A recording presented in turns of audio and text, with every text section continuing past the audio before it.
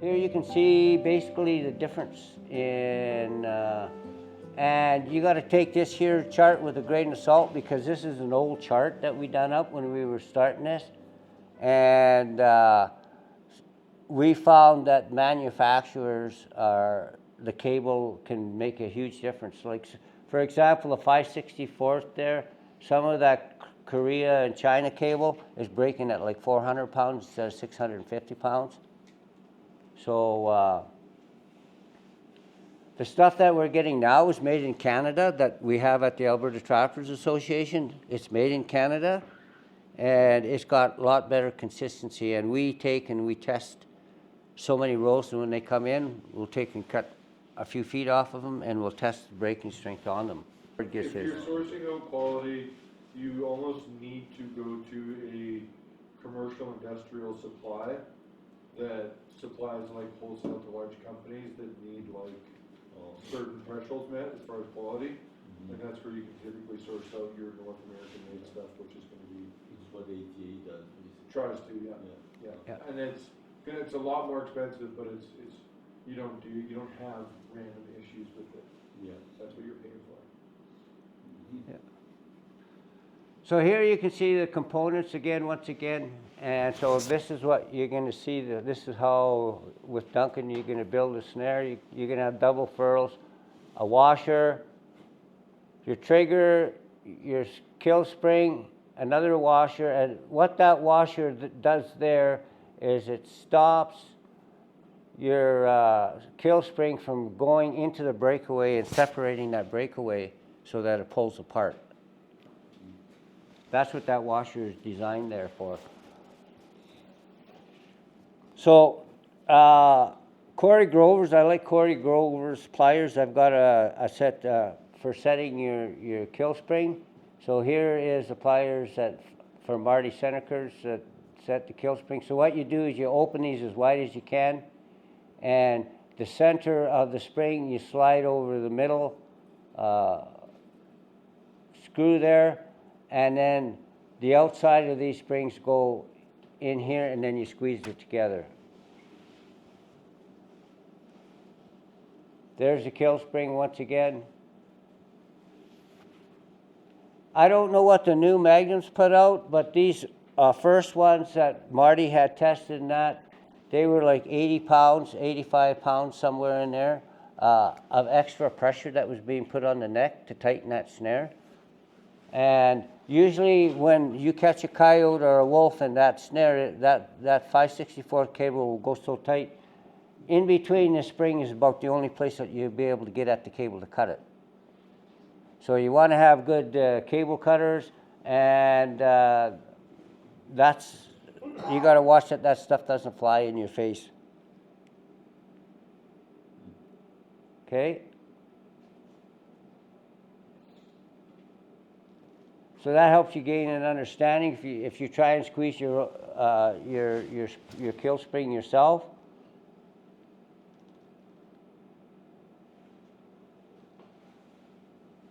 and these can be reused, right? The Magnums work great for everything. They just buy the big one and use it for them all. Yeah. Oh yeah, it's. And so the Bridger, they make their Sherlock, what's called a Sherlock, and that's the one. Sorry. That's the one that has the rivet there. That's supposed to be the breakaway, so that rivet's supposed to pop. I bought some of those and tried them. Marty tried them, and we never had very good results with those. Yeah. Sometimes what you pay for is what you get, right? So avoid the Bridger?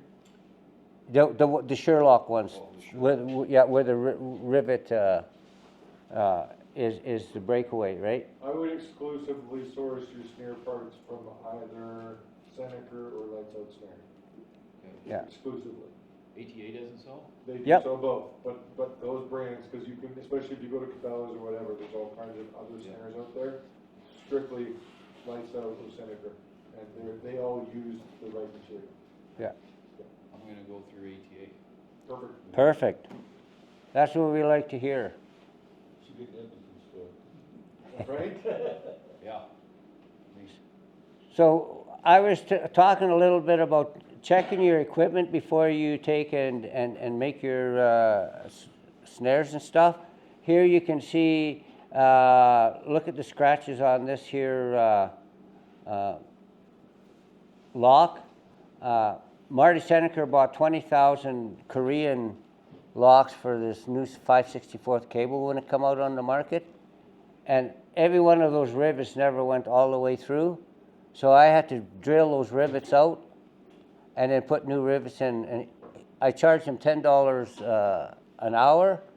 And I'll tell you, 20,000 rivets, it took me 2 or 3 weeks to do those. And then when I gave him the bill, he was freaking out. Well, don't cheap out when you buy stuff, right? So if you have an old locks, I've got a bunch of, I just brought one old lock to show you guys. I have an old lock here. And when I pass it around, you'll see, this is just dipped in logwood crystals. It's just like the poplar stuff. And it makes it so that it's not shiny and whatever. So you can take that checkering file if you got a bunch of these old ones on hand, and you can just give it 2 or 3 rasps in the vise, and it'll put the grooves into your cam lock.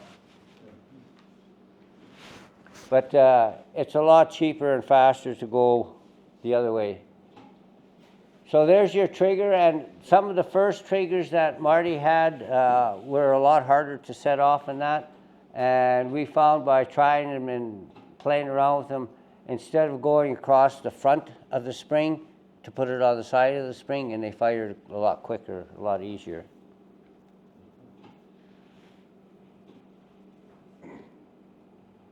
Those are, by the way, this trigger setup, and we'll kind of talk about it more too, but especially in 5/64 cable, when it's around a neck, even a wolf, the loop's only about that big. And where that cable's going through the cam lock, it gets jammed and almost doesn't want to move anymore. Like it kind of hits a point, and that's about as far as it's going. Certainly while the animal's kind of dying, so they're not giving their full fight anymore.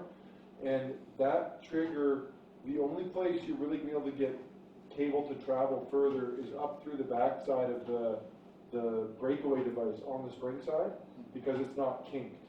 So that trigger allows you to take that away, and if you have just a spring and you're waiting for it to compress, it's not just fighting the spring, it's also fighting the jam inside the sheath of the cam lock around that neck. And often they just won't be able to compress it, and it'll actually turn into a shock absorber, so to speak.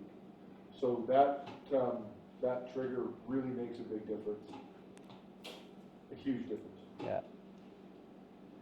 There's your breakaway device. So when you're putting that on, ladies and gentlemen, the big loop goes through your cam lock. The small loop is what the cable runs through. Okay?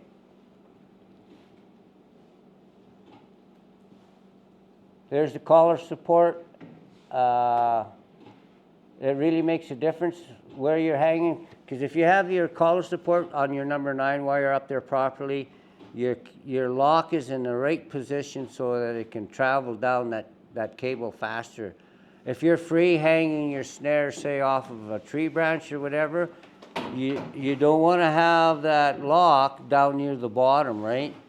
So then that cable cannot close as fast, and it won't be as high up on the neck as if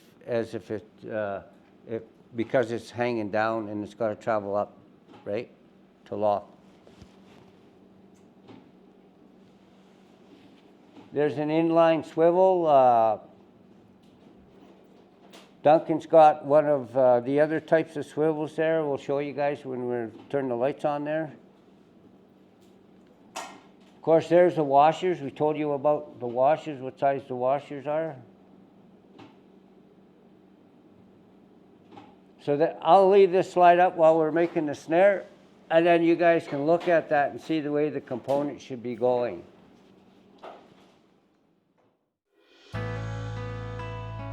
Did you like this video? If you did, I think you're gonna like this one right over here. So check it out. And I appreciate your subscribing if you haven't done so already. Remember to do that while you're watching this next video.